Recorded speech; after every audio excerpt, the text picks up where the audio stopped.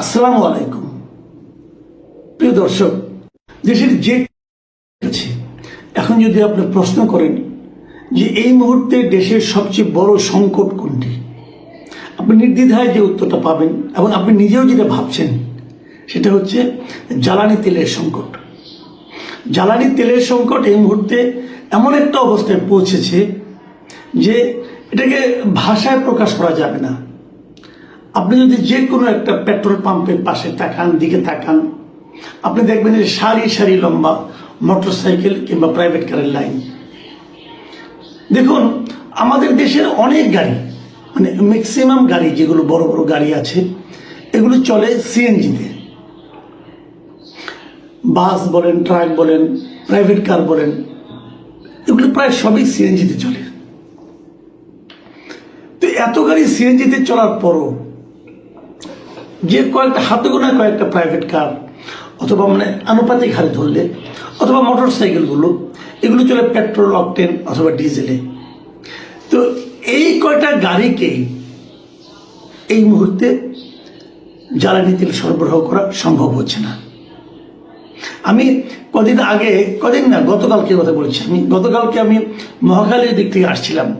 মহাখালী ফ্লাইওভারটা যেখানে শেষ হলো, মহাখালী ফ্লাইওভারের পশ্চিম প্রান্তে, এখান থেকে যে লাইনটা শুরু হয়েছে সেই লাইনটা সোজা এসে একদম জাহাঙ্গীর গেট পর্যন্ত এসে তারপর আবার বামে মোড় নিল। বামে মোড় নিয়ে আরও প্রায় আধা কিলোমিটারের বেশি এসে প্রধানমন্ত্রীর কার্যালয়ের সামনে, সেটাকে পার হয়ে আরও সামনে যে ট্রাস্টের একটা আপনার ফিলিং স্টেশন আছে, সেখানে এত লম্বা লাইন, প্রায় 1 কিলোমিটার লম্বা লাইন হবে। তো এই লাইনে সবাই যে শেষ পর্যন্ত জ্বালানি তেল পাবেন তার কিন্তু কোনো গ্যারান্টি নাই। এমন অনেকে আমাকে বলেছেন যে প্রায় 3 ঘন্টা লাইনে থাকার পর, একদম চূড়ান্ত জায়গায় পৌঁছার 10-15 মিনিট আগে জানানো হয়েছে তেল শেষ হয়ে গেছে।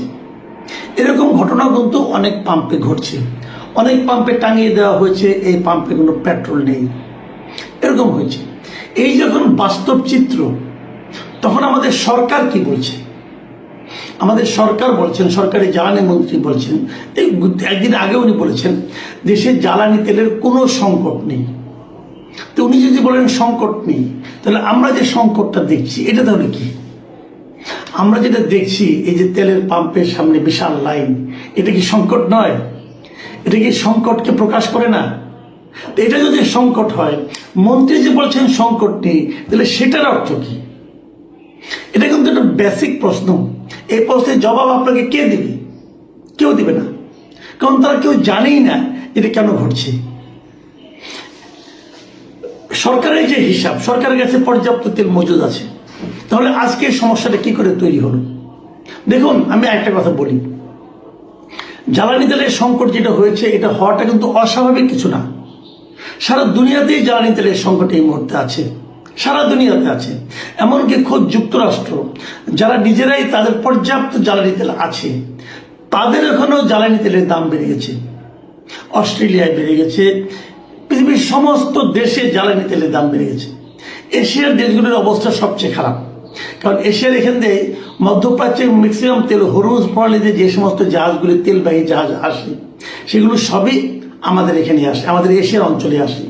এখন যুদ্ধের কারণে, ইরানের সঙ্গে যুক্তরাষ্ট্র এবং ইসরায়েলের যুদ্ধের কারণে হরমুজ প্রণালীতে কিন্তু খুব কম কয়েকটা দেশে, মাত্র 5টা দেশের জাহাজ ইরান আসতে দেয়। এবং সৌভাগ্যক্রমে সেই 5টা দেশের মধ্যে আমাদের বাংলাদেশও আছে, ভারত আছে, চীন আছে, এরাও আছে। কিন্তু অনেক দেশে কিন্তু নাই। এবং যুদ্ধর অনেক জায়গায় শোনা যাচ্ছে, আমার যেমন ফিলিপিনের মতো দেশে, সেখানে সরকারের পতন হয়ে যাওয়ার সম্ভাবনা দেখা দিয়েছে এই জ্বালানি তেলের কারণে। চীন, তারা কিন্তু এখানে আসতে পারে। চীনকে বলা হয় যে তাদের এখানে সবসময় 3 মাসের জ্বালানি তেল থাকে, সবসময় থাকে। সেই চীনেও কিন্তু জ্বালানি তেলের সংকট দেখা দিয়েছে এবং জ্বালানি তেলের দাম সেখানে এরই মধ্যে 20% বাড়িয়ে দেওয়া হয়েছে। এবং 20% বাড়ানোর চাপ তো তারা ভোগ করছে। কেনিয়ায়, আফ্রিকান দেশগুলোর মধ্যে কেনিয়ায়, সেখানে জ্বালানি তেলের সংকট হয়েছে এবং সেই সংকটকে তারা মোকাবেলার জন্য তারা একটা রেশনিং সিস্টেম এরকম না, তারা বিশেষ বিশেষ খাতকে অগ্রাধিকার দিচ্ছে যে এই খাতগুলোকে জ্বালানি তেল আগে দেওয়া হবে, পরে অন্য অন্য খাতকে। যেমন ওদের এখানে যারা তারা প্রচুর ফুল, পণ্য সামগ্রী, কাঁচা পণ্য এগুলো রপ্তানি করে, ওই রপ্তানি সামগ্রীগুলোকে ওখানে জ্বালানি তেলের যে ব্যবহারটা সেটাকে তারা অগ্রাধিকার দেওয়া হচ্ছে। নাইজেরিয়ার কথা ধরেন, নাইজেরিয়া কিন্তু নিজেদেরই প্রচুর তেল আছে, তেলের খনি আছে, কিন্তু ওনাদের সমস্যা হলো ওনাদের এই তেলকে প্রক্রিয়াজাত করার জন্য কোনো প্ল্যান্ট নাই, মানে রিফাইনারি প্ল্যান্ট নাই। না থাকার কারণে ওনারা তেল এই মানে ক্রুড অয়েল তারা বাইরে রপ্তানি করে দেয়, করে আবার বাইরে থেকে তারা তেল নিয়ে আসে। এখন ওদের এখানে এই ক্রাইসিসের মুহূর্তে তাদের পেট্রোলের দাম প্রায় দ্বিগুণ হয়ে গেছে। কিন্তু ভিয়েতনাম সরকার তারা এটাকে ম্যানেজ করার জন্য এই তেলের উপর যে ট্যাক্সটা আছে, এই ট্যাক্স সব দেশে আছে, আমার দেশেও আছে। আমরা যেটাকে তেল কিনি সবটাই কিন্তু তেলের দাম না, তার উপর কিছু ট্যাক্স আছে, ট্যাক্সটা আবার গভর্নমেন্ট পায়। যাই হোক, ভিয়েতনাম সরকার সেই ট্যাক্সটার একটা অংশ, মানে ট্যাক্সের তো কয়েকটা ধরন আছে, তার মধ্যে একটা আছে যে এনভায়রনমেন্ট ট্যাক্স আর কি, পরিবেশ কর, তারা সেটাকে প্রত্যাহার করে নিয়েছে, মানে দামটাকে একটু নাগালের মধ্যে রাখার জন্য। আর মিয়ানমারেও তো জ্বালানি তেল হচ্ছে, যারা বড় ইঞ্জিন যেগুলো আছে, যারা নাকি বেশি জ্বালানি খায়, সেগুলোকে তেল দেওয়া বন্ধ করে দিয়েছে। তো এরকম কিন্তু সব জায়গায়। থাইল্যান্ডের সংকট দেখা যাচ্ছে ডিজেল সংকট, ডিজেল ওখানে পেট্রোল আছে কিন্তু ডিজেল নাই। এবং ডিজেল না, বিশেষ করে মানে শহরের ব্যাংককের বাইরে যে শহরগুলো আছে সেগুলোতে ডিজেল নাই বলতে গেলে।